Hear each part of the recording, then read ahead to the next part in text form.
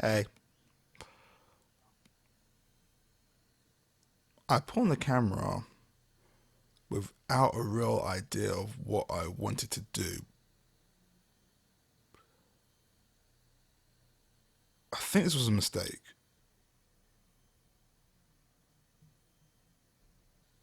Should I start writing scripts? Maybe I should start writing scripts.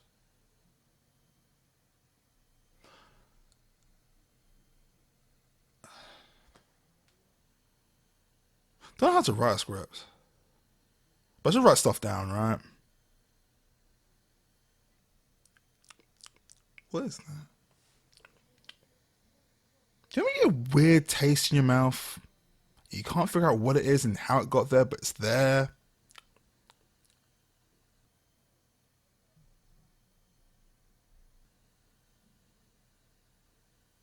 I should start writing things down. Hey everyone, it's Classic here, aka Warren. We have a new video, trying something new. If you like it, let me know. I'll do something more to it. If you don't like it, again, let me know. I don't know what I'm doing in my hands. Yeah, if you like what I'm doing with today's video and you want to see any more like it, let me know. Try something new, see if it works. If it doesn't work, it doesn't work. How it goes. But here we go. We're going to talk about the holes I've fallen into when it comes to isolation. When I mean holes, basically it's binge geekery, as I like to call it.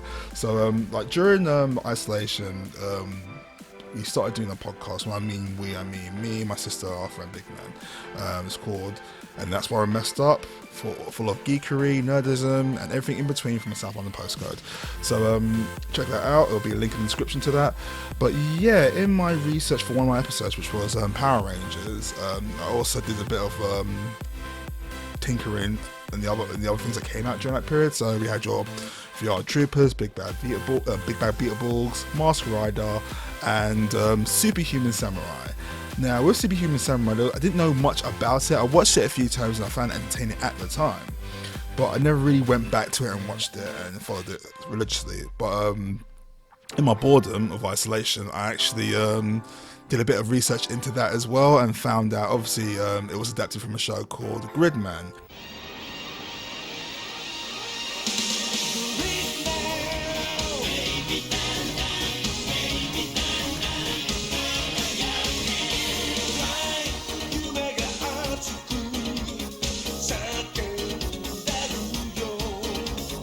Which was done by the same company who did Ultraman, and it was the only other thing they ever did other than Ultraman.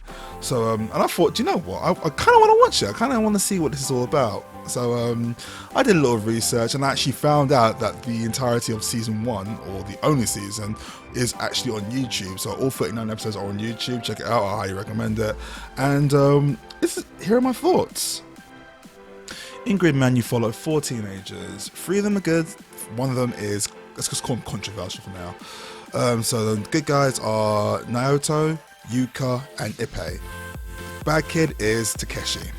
So Takeshi is working for an evil entity called Khan. I'm just going to call him Khan. He's got a longer name, but I'm just going to call him Khan for now because it's simple and more effective.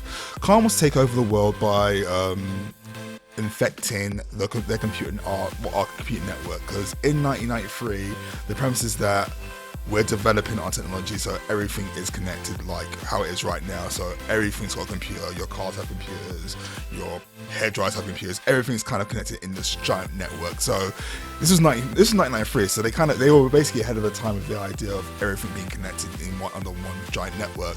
Our three protagonists were basically high school friends. Actually, all 4 of them technically go to the same school, but Naoto, Yuka, and Ippei, they basically best friends, work on a computer they call Junk, and trying to make a video game. But obviously, as Khan basically has infected infected the whole system of the world, or Takeshi's system, to manipulate him to make monsters for him.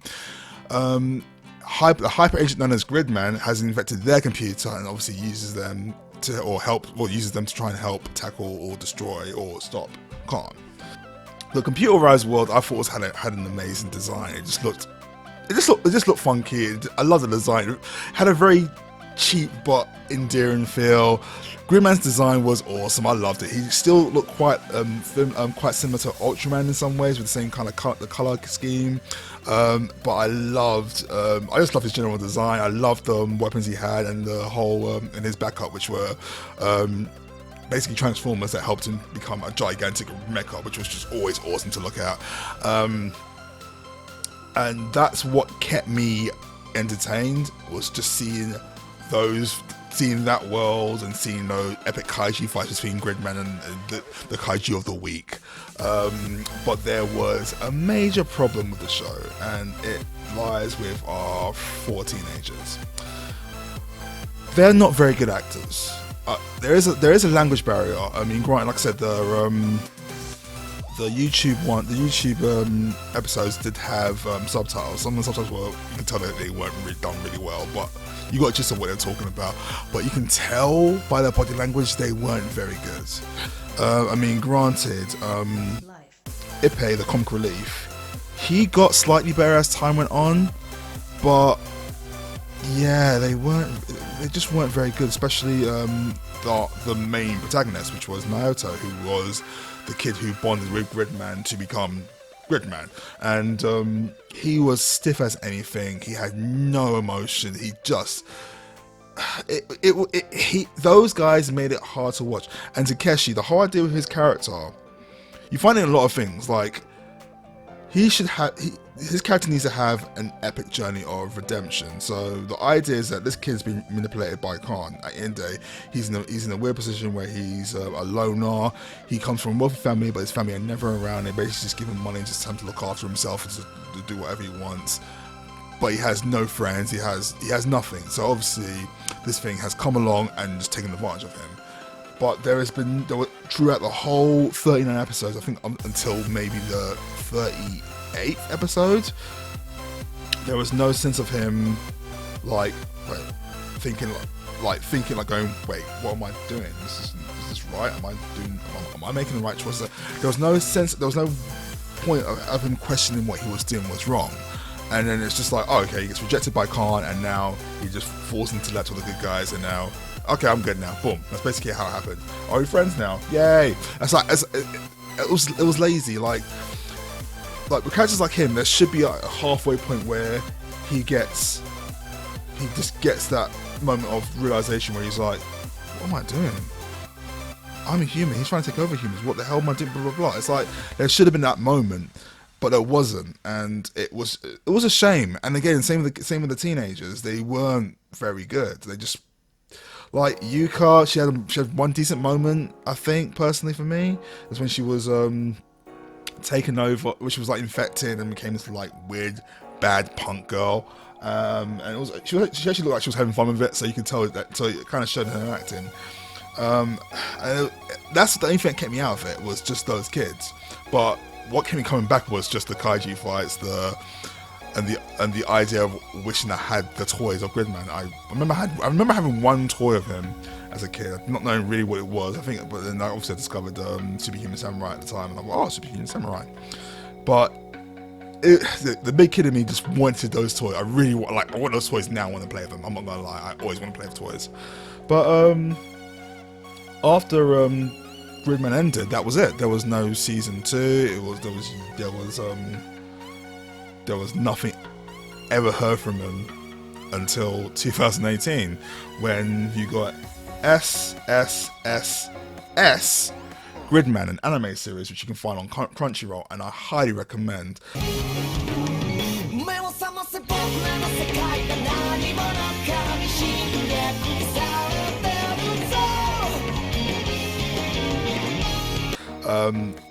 The kids in it obviously are played by adults because it's voice acting, but they are way better than the original protagonists. The animation style is absolutely beautiful. It's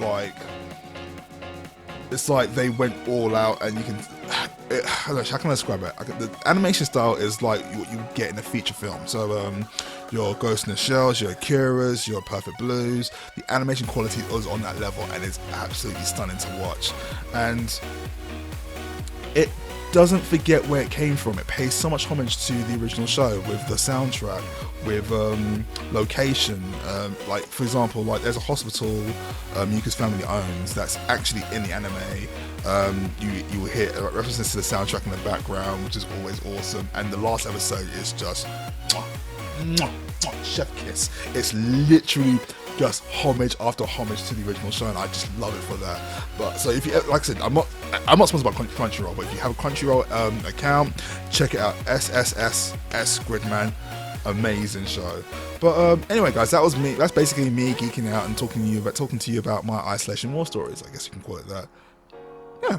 Isolation war stories. Let's call it this. That's what we're gonna call this. If you find this interesting, you actually like it, let me know. I will actually I might do another one. We'll just see how it goes. This is, like I said, it's just me testing the waters and seeing how things go. I'm gonna leave it there, guys. Leave a like, leave a comment.